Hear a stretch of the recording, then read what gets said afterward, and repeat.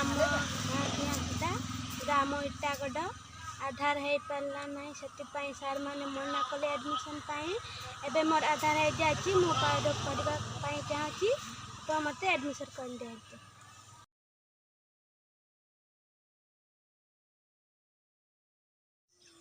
मोर ना दास हांसदा ग्राम इटागढ़ आउ मो झील ना हूँ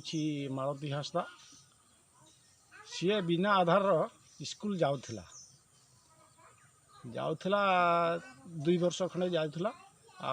आधार जिते बड़े मु चेष्टा करनी जे जिते बड़े हेले भी हो पारला नहीं आबे आधार हो जाइए पिलाटा पाठ पढ़ा को चाहूँगी सार टिके एडमिशन कर दियो।